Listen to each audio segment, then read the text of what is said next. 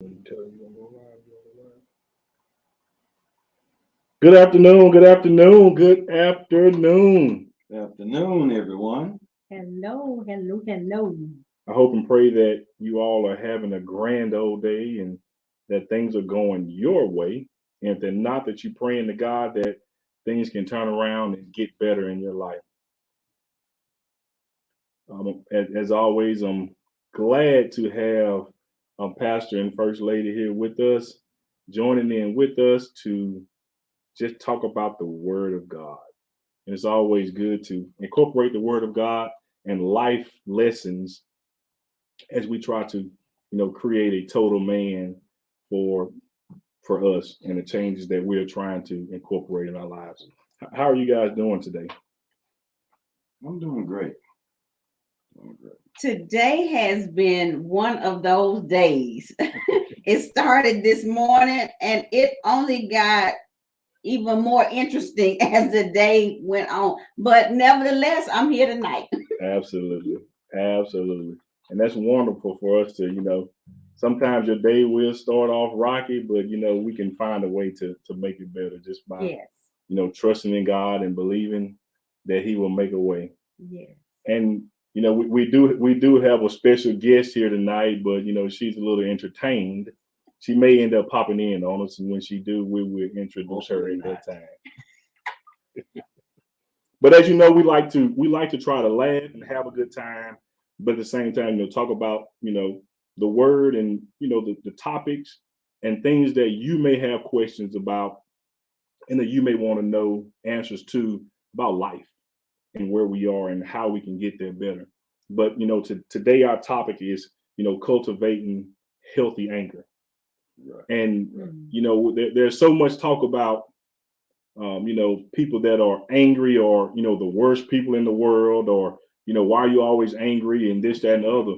But we're trying to create an atmosphere to that where the Bible talks about it's okay to be angry, right, but don't sin. Right. So it's all about trying to help people understand how to get there, how to get that anger out, but don't sin in that anger. And we just want to make sure that everybody's on the same page, that when we talk about cultivating healthy anger, it's not saying that, you should always be angry, but it's letting you know that it's okay to be angry. Because anger is a natural emotion. Right. It's naturally, it's really okay to be angry sometimes. Right. I mean, everybody is just not gonna go around with that lackadaisical attitude all the time. Like everything is wonderful, everything is great. It doesn't happen like that all the time. Right. So when you get angry, which is a natural emotion, it's a natural feeling, it's a natural state of being. When you do get angry, it's all about how you release that anger. That's what determines the consequences of your actions. And it's about the management. Everything has a place. Right. Even God angered. And so we have to understand, like Lisa was saying, that it's just a natural part of living. To be angry at times, but we have to learn how to address it, right? How to deal with it, get to the root of what is causing the anger, right. And how to manage it. Mm-hmm. Because sometimes it's needed, right? Sometimes you just you get fed up and you have to release. So sometimes it's needed, and then I think sometimes people need to see you angry. To understand that you are human. You're right. If you show a person smiles all the time, then sometimes they can take your smiles and your kindness for weakness. Right. So every now and then, I don't think it's a bad thing, like the Bible says, anger, but sin not. Sometimes I need to show you, right, that this is not the time. Right. And there are. I have witnessed, and a lot of times I like to talk about some of the things that I went through with that being angry. I didn't know why, but people say, "Why you look so mad?" And it was because I didn't like confrontation. Right.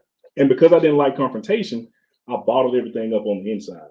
And so with that, that anger probably came outside on my face, and people thought I was mad, but I wasn't mad. But really, that anger was inside, and I didn't know an outlet. I didn't have an outlet to let it get out. Right. And what I want you to understand, that it's important that you find a way to let that anger out. Right. You don't have to curse people out. You don't have to beat people up. But at the same time, we have to find an outlet on how to channel that energy, because that negative energy will kill us Right. and those that are surrounded by you. Right. And that's part of the energy that what we'll talk about later on that Cain had, in that time of slaying his brother. And those are the type of things that we don't want to get to. Right. Get so angry that we kill somebody, get so angry that we just tear up everything around us, and then we can't get it back. Because if you let the anger fester, then you're creating more problems. Then that's allowing space for bitterness and hostility. And then too, you as you when you don't deal with whatever the situation is at hand that caused you to get angry, then all kind of other thoughts start playing in your head, and then you're creating a recipe for disaster. Absolutely. And anger also is one of those emotions that, if not kept at bay, the enemy will use against you. So we have to understand our strengths and our weaknesses. And anger is not, it can.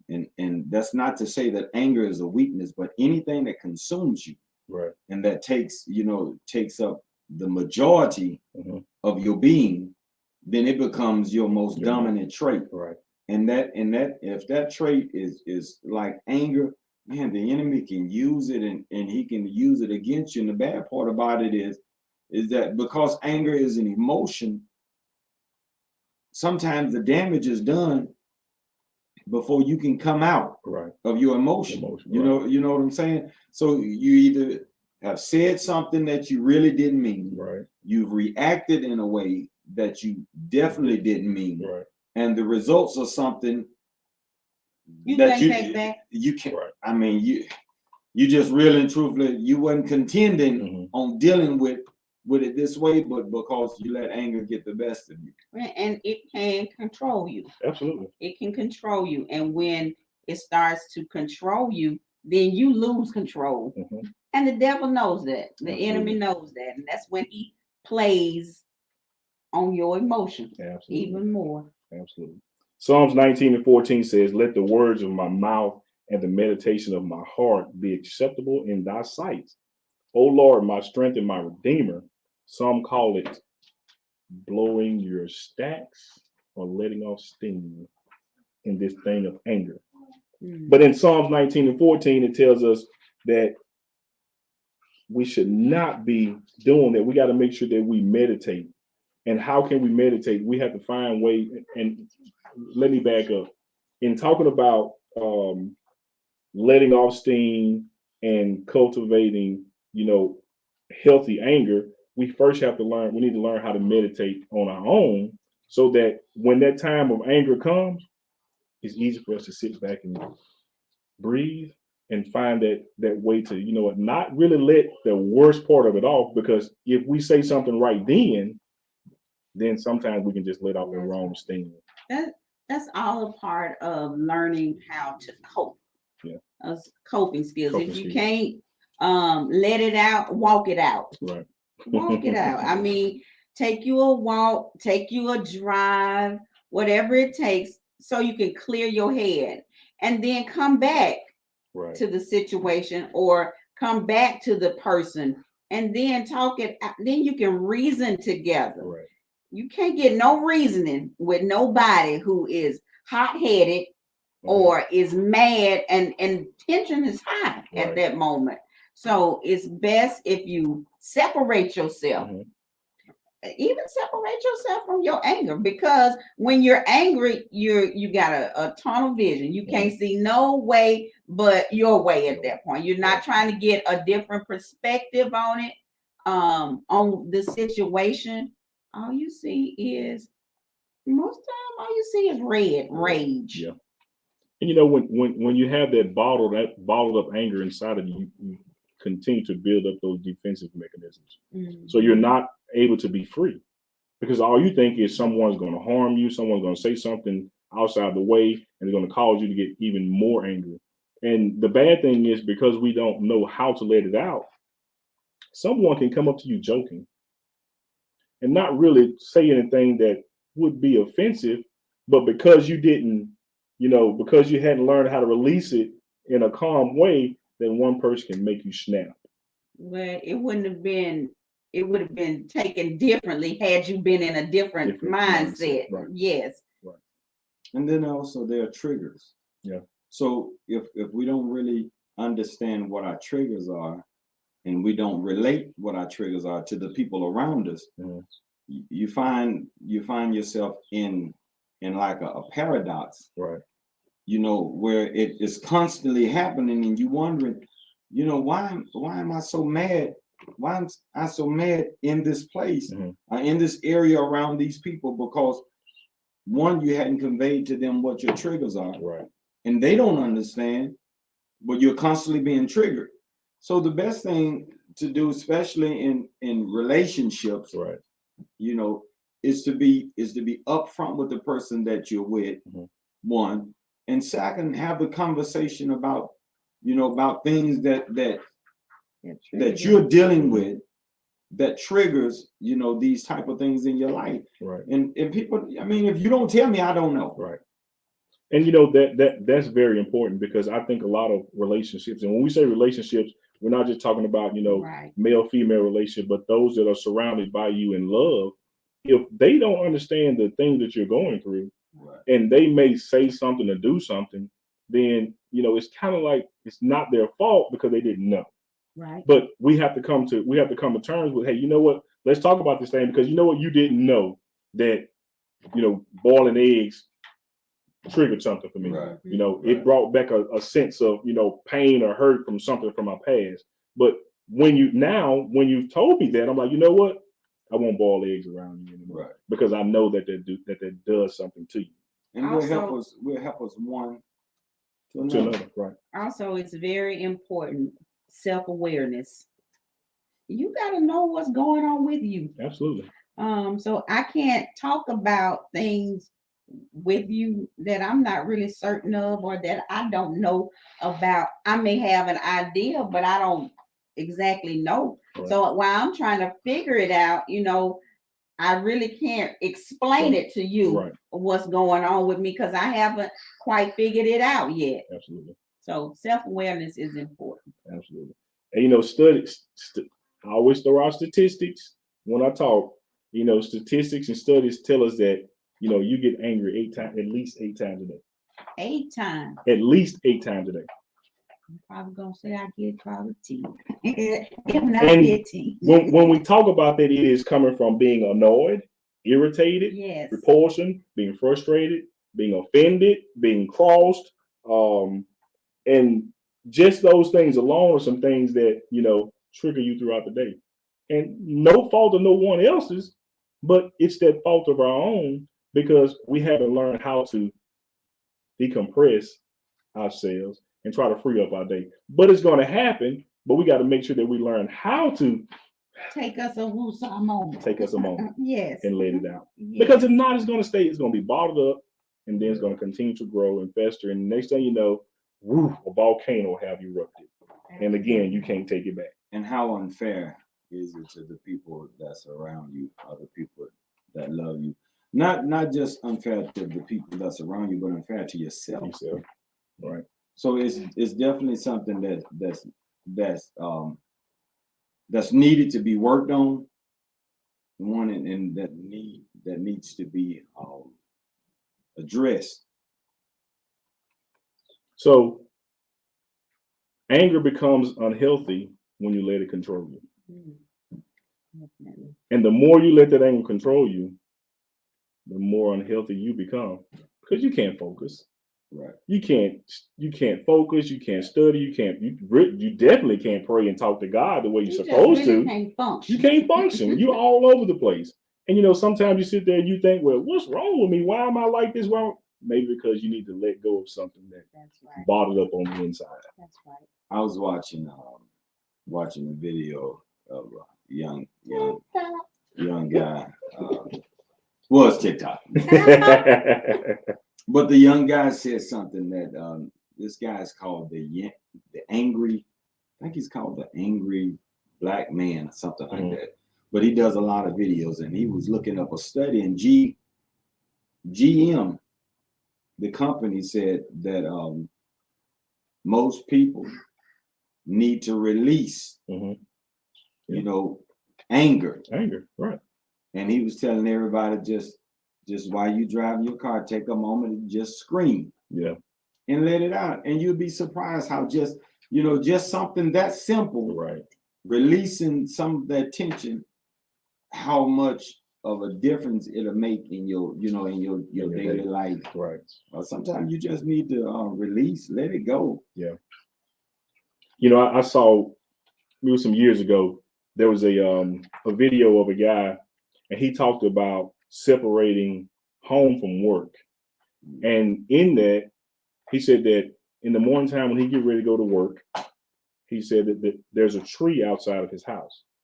When he get ready to go to work, he would hang up his home outside on the tree, and then pick up his work outside of the tree. Right. Then when he comes back home from work, he does the opposite: hang up work on that tree and pick up home. Because what happened was, you cross it up and you take work home, home work, and next thing you know, you've someone at work have crossed you, made you mad. Now you're at home taking it out on someone there or a friend or somebody that had nothing to do with what happened. That's good. So if we can learn how to hang it up in a certain place, and then we pick up our own problems. Don't issue them to nobody else. We pick up our own problems and deal with them before that happens. Now, is it something that you think that you can do? Possibly. But you have to learn what works for you. You have to learn what helps you to cope with the things that you're going through. If it's yelling, and when I say yelling, like Pastor Sam was saying, scream out loud in the car. Or when you get home, you got a big place, you live by yourself or something, just give you a big thunderous roar and just let it go. And you're like, you know what? I feel better now. It's the letting go part. Yeah. Whatever it takes to let it go, to release it out of you. Yep. And that is, it's easy said, but it's so hard for so many people. Yeah. Oh, yeah. So hard. Because if you don't know how to compartmentalize, and I think that's what the gentleman was doing. When he was hanging it up, all right, it has its place. Yeah. Home has its place, work has its place, and that was real good because he was able to make the separation. Right. Right. And it's so important to make the separation because a lot of our anger that we show towards people are directed at them, but it comes from another place, another source. Absolutely. So all we doing is just really throwing off. We throwing off at something that has nothing to do with it, and this is how we end up with so many issues, and so many people get caught up in confusion by just by not managing their anger. You know how quick the enemy can change your life in 1 second. 1 second. Yeah. All it takes is one thing, one thought, one said word, one action to totally change the trajectory of your life. You could be a negative reaction. Right. You could be on the perfect path. Right. Anger sets in, you don't know how to deal with it, and you react and you respond, and now your whole life changed. It's changed. Right. The prison is full of people that made a mistake out of anger. Yep. Or just simple and just reacted. Yep. Didn't think, just reacted. And I think it's important that we try to learn how to compartmentalize or how to separate, because and I speak for myself, it kills the family. It kills your, when I say kills, it takes that closeness from the relationship out of your children, out of your spouse, your significant other. It just takes it away. And we have to learn how to better manage that, because if not, it's going to blow us away. And how can we say that we are, true followers of Christ if we are not, living this and doing that example? Because it clearly says, hey, be angry, but don't sin. And to keep you from sinning, you got to find a way to let it out. So, question: what should we be mad at?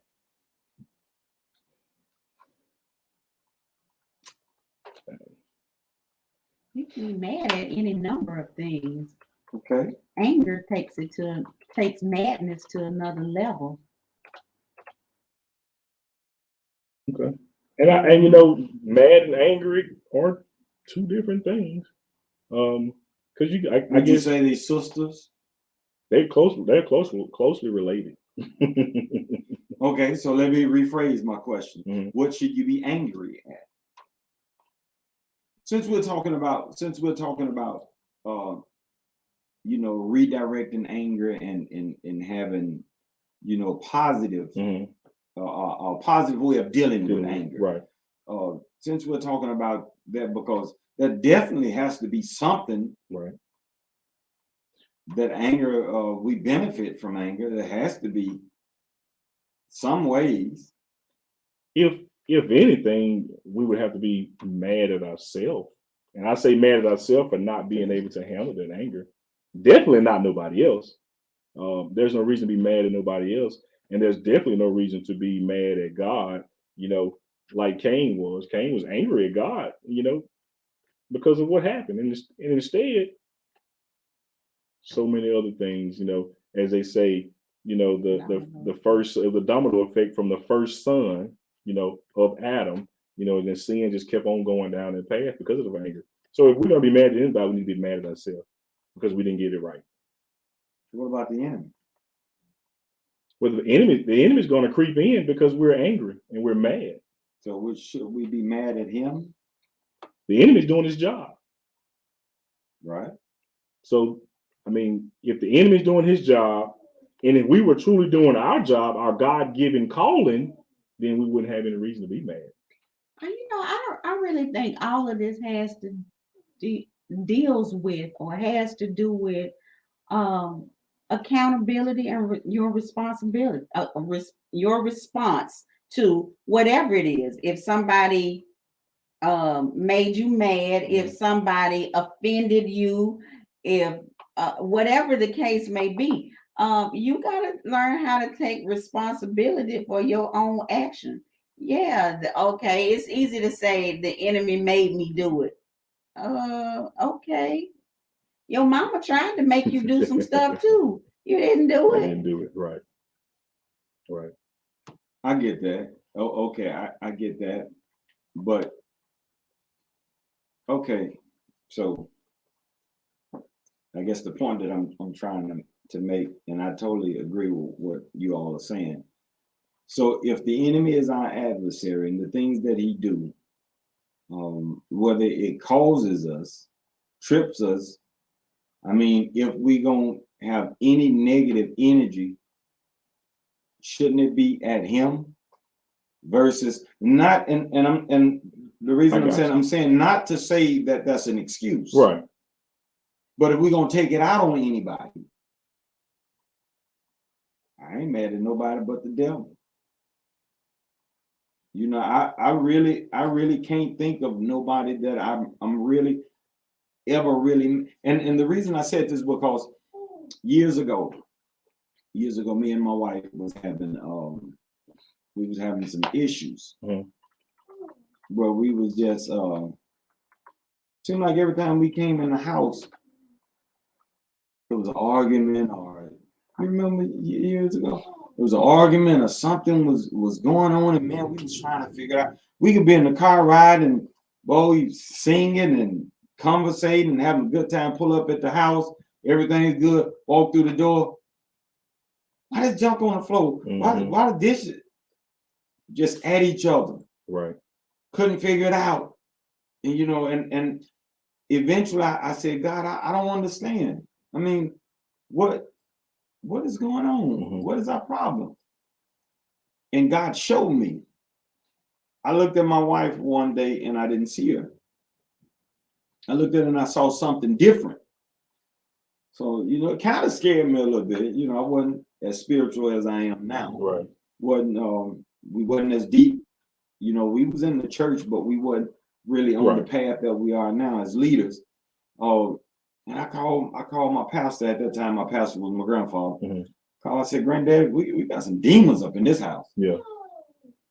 And what I realized is that sometimes the enemy, there's a spirit of anger. Right.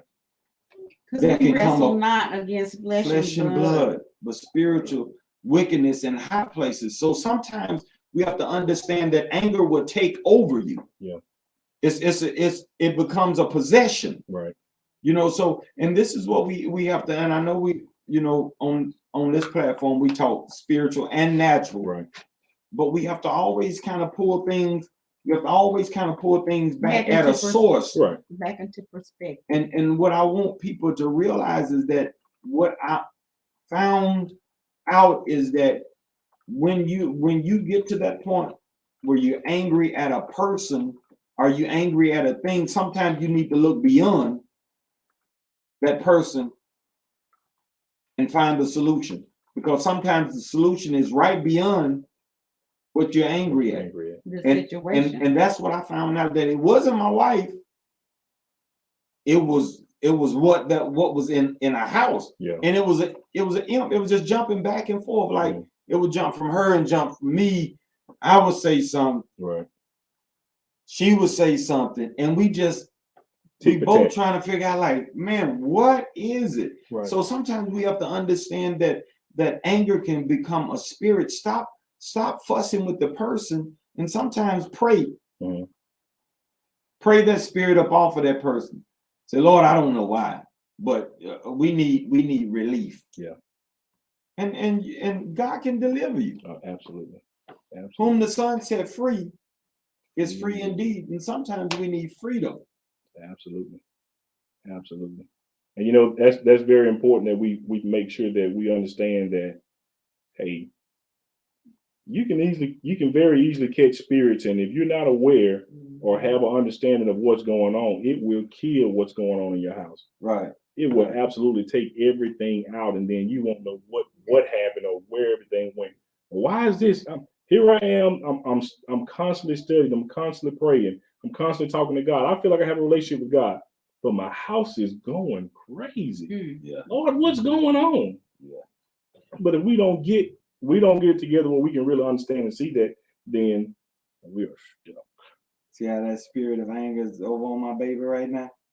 She's looking in the mirror trying to be mad. Mm-hmm. Yep.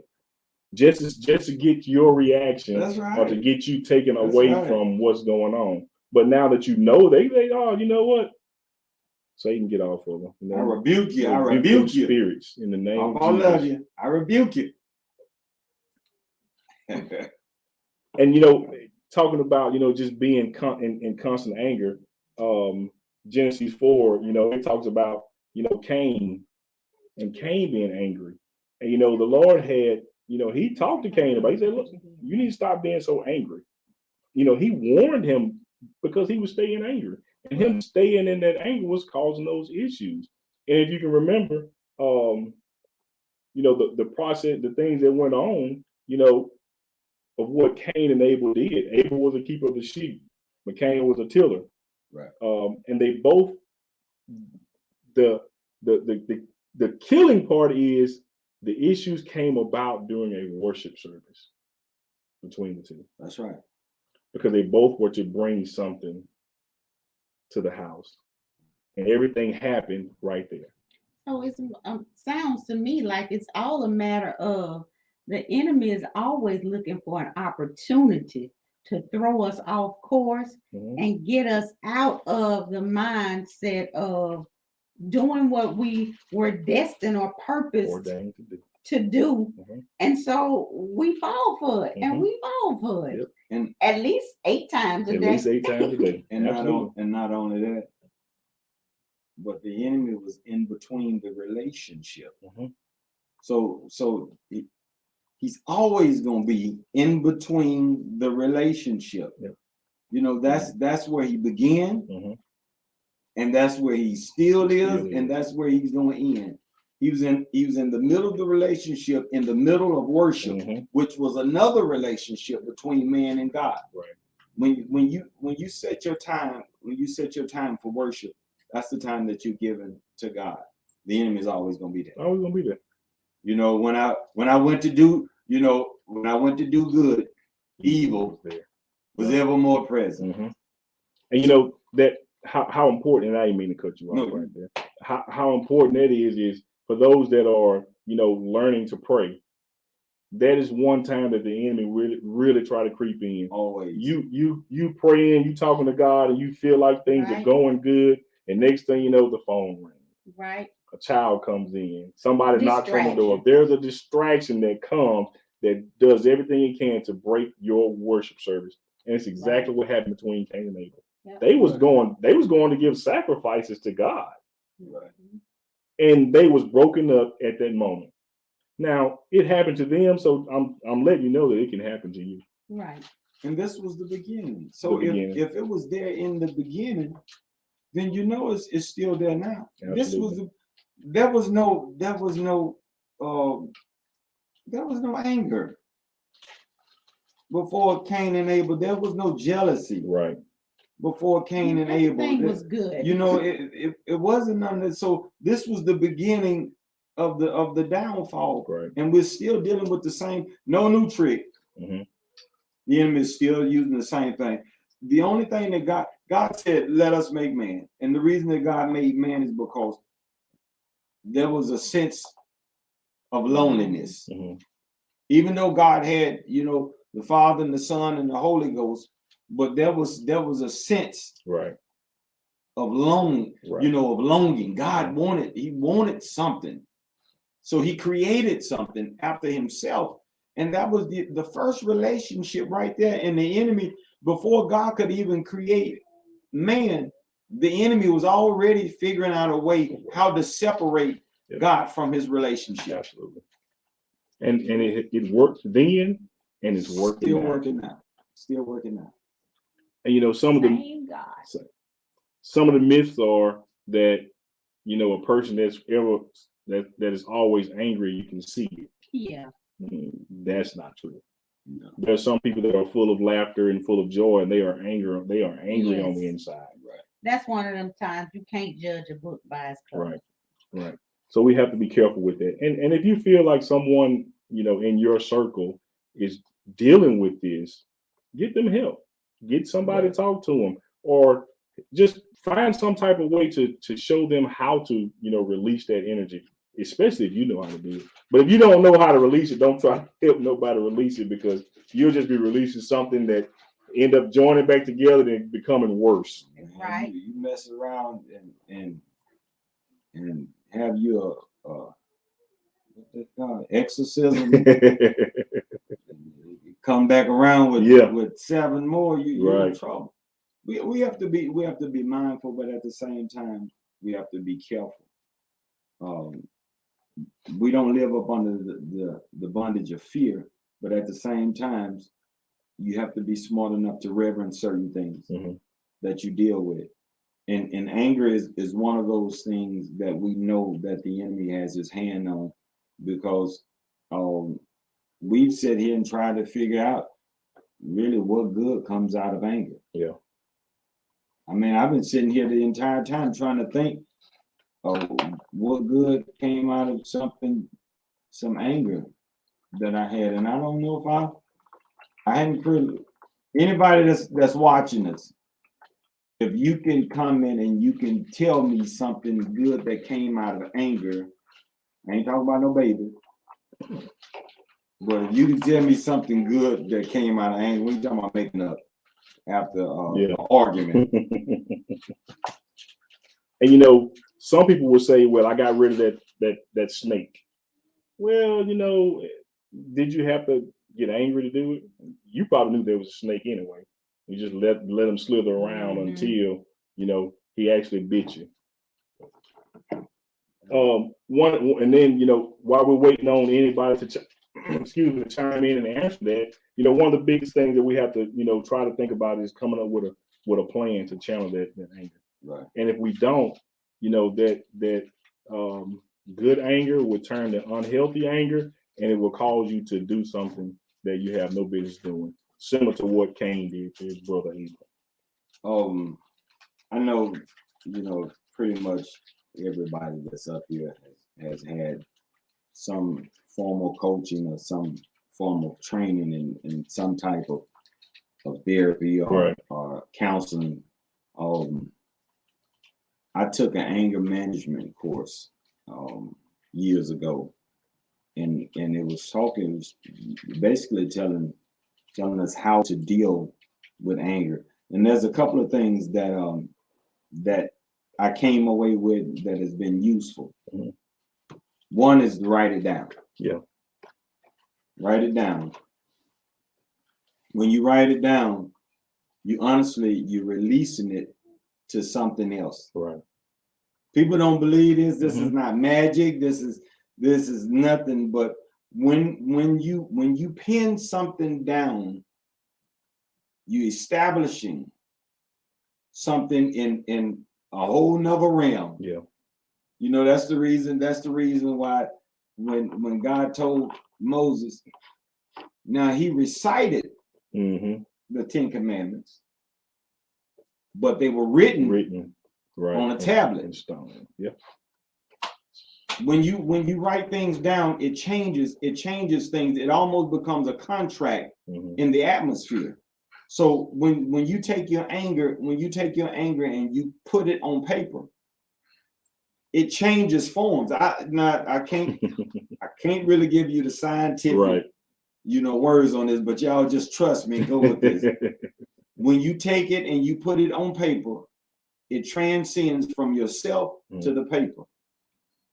And believe it or not, you can take that paper and you can burn that paper up and you release it. Yeah. So sometimes that was one of the things that they said, to write it down, then come up with a plan how to deal with it.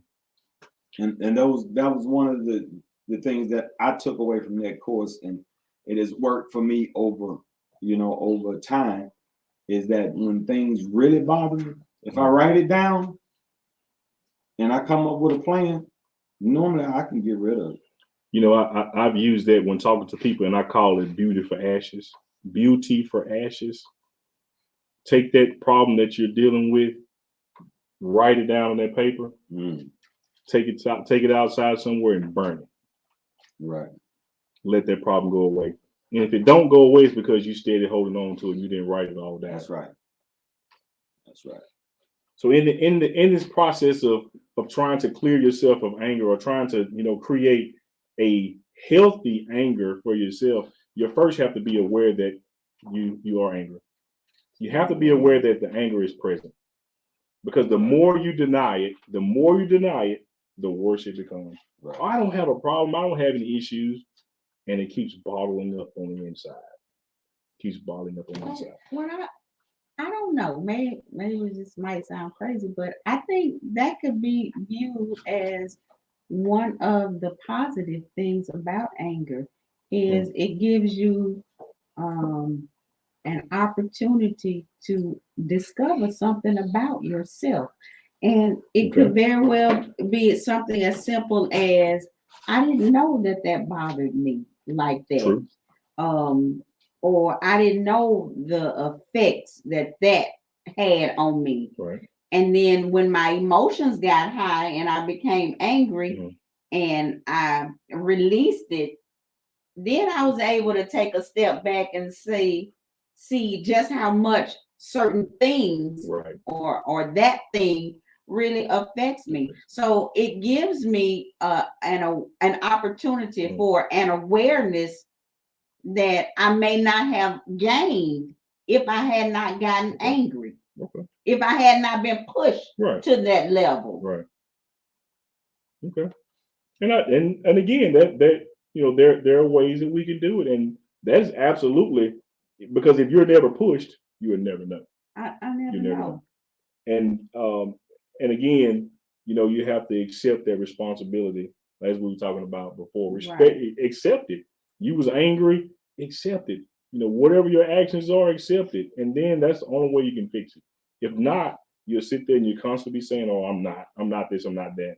Or what you said didn't bother me, or what you did didn't have an effect on me, or make sure that when someone comes to you telling you that what you said or what you did affected them, that you try to fix it.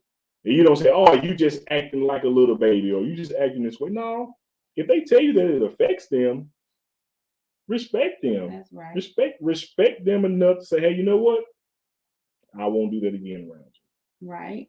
And even if somebody said you should grow up, well, okay, yeah, I should grow up, but grow up and create atmosphere, an environment of change. Right. Because even after we are aware of what it is that caused us to become angry, and we are accepting responsibility for our actions, what are we gonna do about it? What's next? Right. What are we gonna do to create change that will cause us not to repeat these behaviors, not to repeat these patterns over again? What are we gonna do with the information that we have? Right. And that's with any of these topics or lessons. What are we going? How are we going to apply this knowledge, this information to our lives to help us grow and become better people? Absolutely. And you know, talking about accepting that responsibility,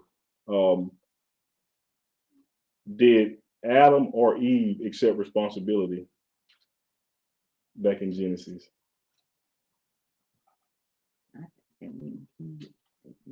That's a good question. Both of them actually put blame. They push. You know, Adam said, "It's that woman that you gave me."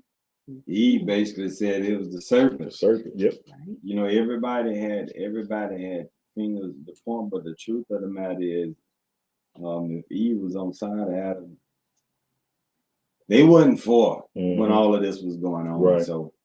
So we just, you know, you can't, you really, when you fall upon the anger, you can't really use it as an excuse, because there's always a choice. And then there are always going to be consequences for whatever whatever choice you choose to make. Yeah.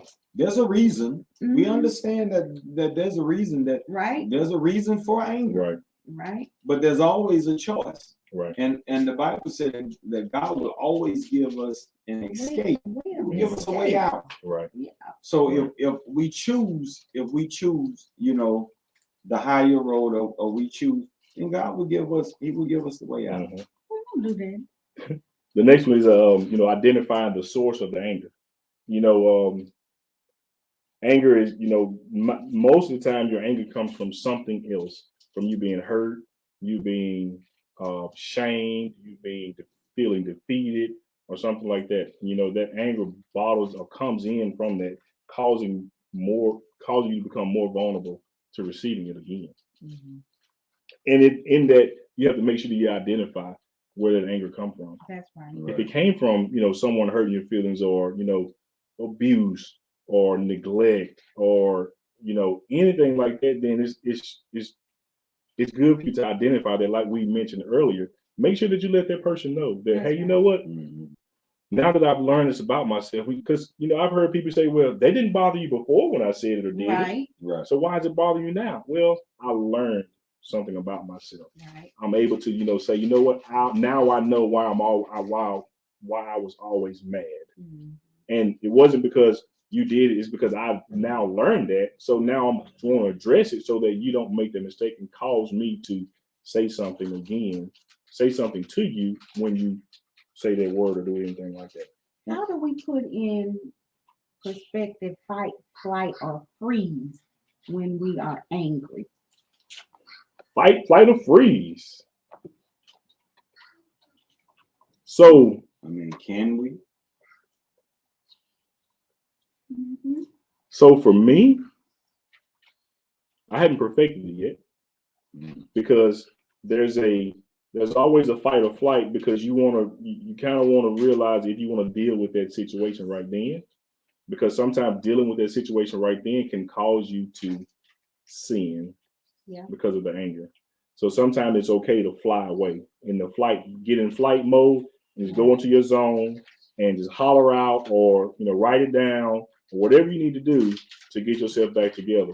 Now, being in that freeze mode, I think that because you're cornered and there's no way of escape. So now you have to deal with that situation. And in dealing with that situation, you now need to trust that the Holy Spirit is going to give you what's needed, not to react, negatively in that hurt. And again, sometimes, reacting can be good, but you have to make sure that you're reacting in a way that's healthy. Right. Because the freeze part to me signifies stop and think about it. Just think things through. Yeah. Even if you can't think things through rationally at that moment, it's better maybe not to do anything. Right. So you won't make a dumb choice, right, and have to suffer behind that one choice for the rest of your life. True. We had a young man today that lost his life over something. I don't know, don't know the details. Right. But from what we heard, something that's simple that could have been avoided. Just anger. When you think about it, why are we so mad? Right. It seems like the whole world right now is at a point of rage. We got racial tension, we got occupational tension, we got relationship tension. Mm-hmm. It just seems like there's tension everywhere. Right. Like my grandfather used to say, there's trouble in the White House, there's trouble in the Black House, and there's trouble in God's house. Right. It's just trouble. So when dealing with trouble, we understand that there's always a better way, and Jesus came to give us a better way. Right. So the answer is, somebody came out years ago, WWJD. Mm-hmm. What would Jesus do? I promise you, pretty much in almost any stressful situation, if you take the time to ask yourself that question, it will diffuse probably 80 or 90% of the issues that we deal with. Because when you take that time out and say, what would Jesus do? Okay, what would Jesus do in this situation? Right. We know that he would take the high road. So that right there is gearing you towards something different than what you was getting ready to do. We know that he wouldn't say the words that's on the tip of my tongue. So that would change your verbiage. Right. And then we know he wouldn't react because he was humble. And one of his things was turn the other cheek. Mm-hmm. So we know his level of humility will cause him to deal with this in a non-aggressive manner. So I just, if we would just take the time to ask ourselves that question, it would diffuse a whole lot. Because man, sometimes we can, in the heat of the moment, you cannot take back things that you put out in the atmosphere. Right. Once they're out in the atmosphere, it's just like the cloud. It don't never go nowhere. On that email. It never goes nowhere. Once in the cloud, always in the cloud. When you put it out in the atmosphere, it's there forever. Yeah. You can't take it back and say, "Oh, that slipped." Yeah. Well, it was in your mind before it was on your tongue. You can try, but they'll still say, "Nah, you meant that. You meant that." And yes, I was just gonna say, if you don't ask, if you can't just determine what would Jesus do at that moment, I mean, just ask him to help you. Yeah. Help. I need your help. That's being humble still. Humble enough to say, I need help. Right. I need you now. That is part of, I can't handle this. Right. I don't know what to do because what I'm about to do is not going to be good. Mm-hmm. So, Lord, I need you right now to help me with whatever the situation is, whether it's you trying to figure out how to de-escalate an argument, a situation, or whatever has come up that has caused you to get angry. So before you reach a point where sin is on the horizon, Right. help.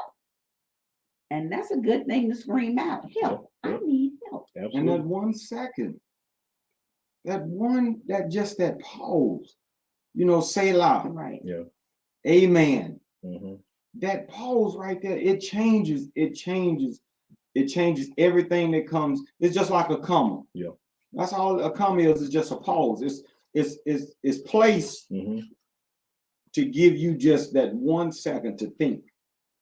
And then you go on with the rest of the statement. So that pause will save lives. That deep breath can save your life too. So as you were saying, Lady Lisa, fight, flight, or Selah. Yes. That pause. Gotta take that pause. Got to. So another thing is important for us to do is to choose how we invest that anger energy. You got a mountain load of energy that's full of anger. Now we got to find a way to invest it in something positive and something healthy. And if not, you're just going to take that mountain. It's going to start a volcano eruption is going to go all about. Because those are the seeds that you're sowing. And you got to reap whatever it is, whatever type of harvest that you've sown. And also, to go back, find out what your triggers are. Yeah.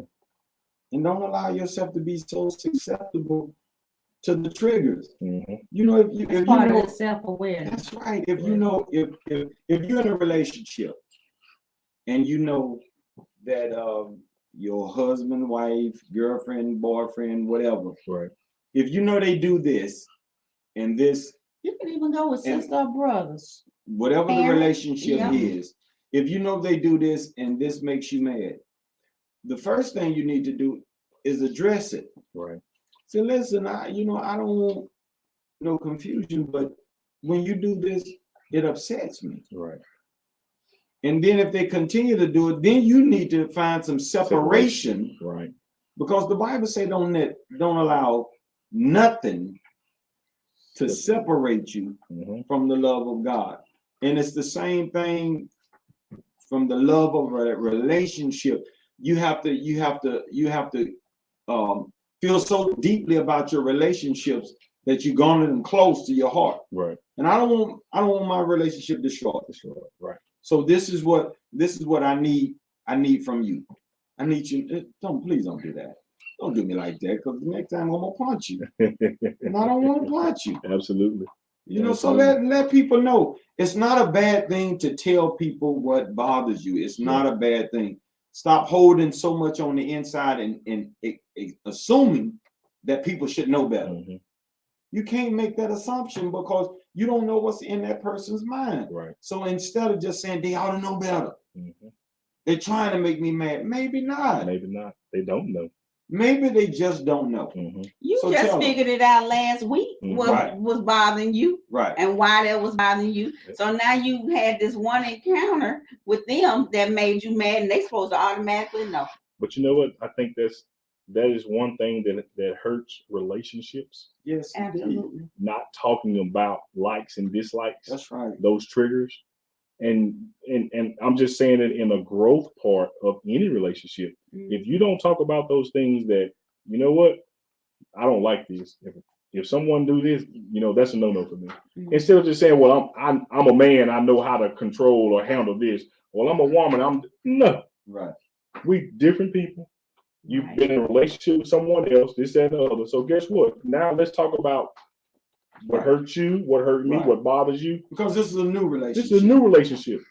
Because the topic for tonight is starting out with healthy. And that's how you grow into a healthy and whole person. That's right. And then you can deal with or you bringing two healthy and whole people into a relationship. then that's not going to be a relationship filled with a lot of toxic stuff Right. and anger and bitterness and pridefulness, because that's sometimes what will cause us not to. I see a comment here. Someone says,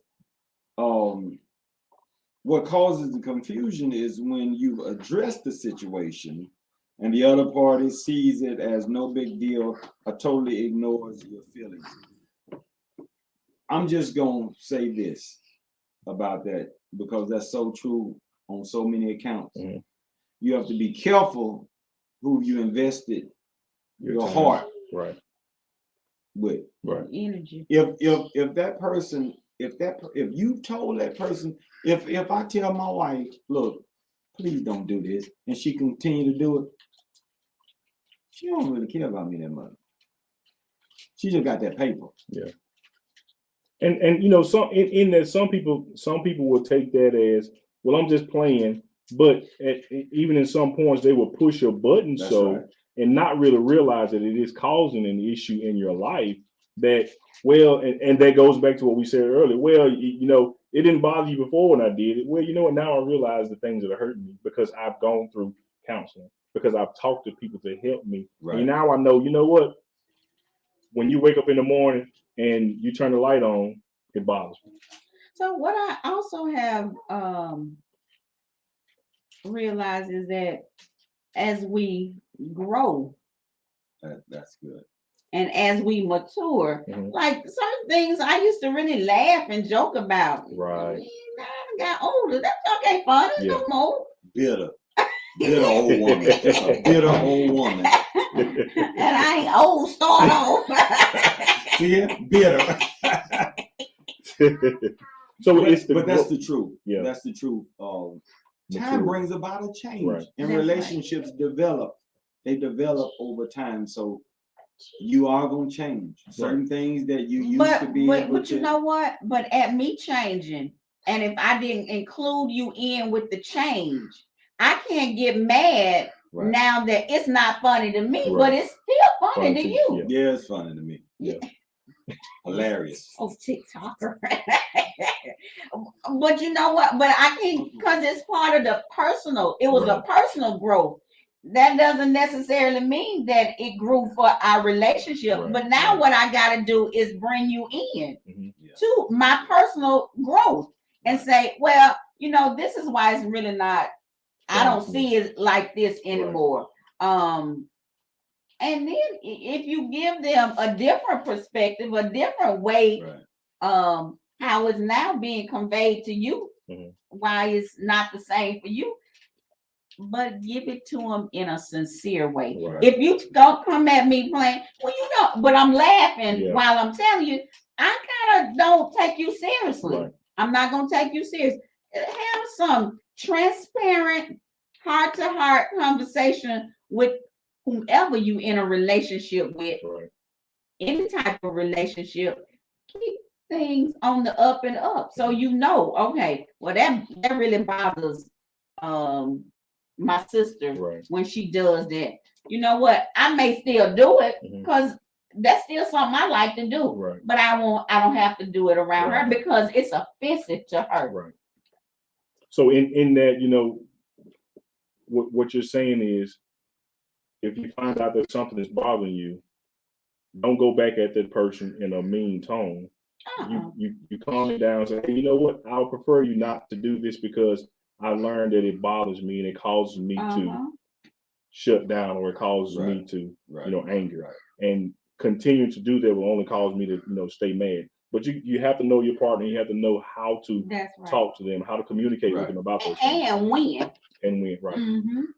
Because some people would, and that person may take it offensive because they feel like, well, I ain't doing nothing and blah, blah, blah, blah, blah. But guess what? If you're in that mode of change, stay in that mode of change. And you be who you're trying to change yourself to be, and then speak it to them, and then just let it be. And then eventually you praying to God, allow God to deal with them and fix that situation. And don't waver either. So it can't be not good today, but okay tomorrow. Stay consistent. Stay consistent with it. You've put this out there that you don't like it. So now that you actually said it, and they gotta see the change that you want them to see. And that's the issue sometimes. Mhm. Sometimes the issue is that we okay sometimes. Right. It We're was not all right okay. yesterday. We're not okay. Real good. Real God said we're good. still straddling. That was Still a straddling. real good question. Yeah. Real good comment to Absolutely. bring out. We can't always control when we experience anger. We'll never be able to always control it, but we can control our actions. We can control how we react to someone that disturbs our mojo. Peace. Yeah. So in learning how to meditate and learning how to go somewhere and let that steam off is very important at this time in your life when you're trying to cultivate healthy anger. Because if you keep doing what you're doing, as what most Christians have done, is they keep on, acting as if everything is okay, and everything is not okay. Right. And then you become a performer because you acting. Exactly. So it's best that we learn how to deal with these things. We That's learn right. how to, just find a way to channel that energy. And if you can't find a way, just continue to meditate. If you don't know how to meditate, get in you a corner, get quiet, and just tune everything out. If it's sitting in your car when you get home and not going inside, just sit there and take your moment. That's right. If you got a favorite song, put that favorite song on repeat and just get your mind right. Get your mind right. That's the thing. So, this topic, of course, as many topics can go on and on and on and on and on and on. Right. And we love it. We love the comments. We love the feedback. Continue to put them out there if you happen to watch this feed later on. And I'll surely go back to them and read them and then, respond to you in that manner. And if you have any other topics that you want to talk about, you want to hear, feel free to let us know because we are working on the total man. We are working on trying to create a better person for each and every one of us. That's right. And if we don't begin working on it, we'll never get there. We're trying to help people to become healthy and whole. Healthy and all whole. The way around. Also, if you would like to be a part of the platform, let us know also. And we would definitely slot, Wednesday. And let somebody come on and join us. Absolutely. Join us in the conversation. And I promise you never know how your conversation would change when you sit down and talk. Because there are things that we want to talk about, then we end up going different ways because of the platform, because of the people that respond or react. And that's how we are. We're not set to where we are so, hey, this by the script, this got to go like this. That's not us. We just want to make sure that we're relatable. We'll make sure that we're working on, again, that total man. Amen. Healthy and whole. Because without that, we might miss the kingdom. That's right. Thank you guys for watching. God bless you all. Thank you guys for listening. Throw up those hearts. Y'all have anything? Those hearts. I just appreciate the opportunity again. And I love the topic for tonight. I just encourage everybody to make sure that you are in tune with you and what's going on with you, and make sure that the energy that you put out is the kind of energy that you want to get back, receive. So I enjoyed everything tonight. Pastor Sam? Just God bless you. We'll see you on next week. Amen. Habits can take some time to change, but the good news is that with God's help, we can change and grow. It takes time to change. So if it took you time to change, understand it may take your partner or whoever's around you a little time to change.